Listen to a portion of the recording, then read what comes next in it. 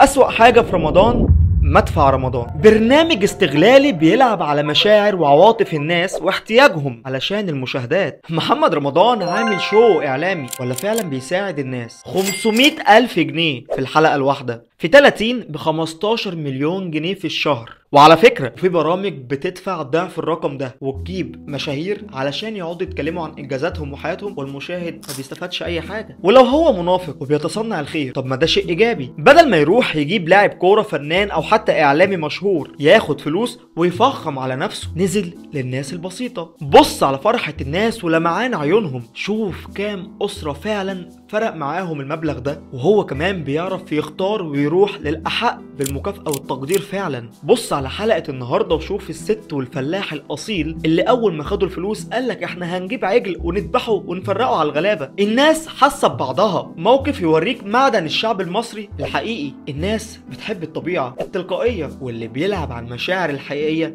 دايما بيكسب. فبصراحة لو ده استغلال، اتمنى الناس كلها تستغلنا بالشكل ده. يا عم ما تقولش نفاق، سيب مشاكلك الشخصية مع الفنان على جنب واحسبها جبر خواطر. يا اخي ده حتى احب الاعمال الى الله سرور تدخله على مسلم.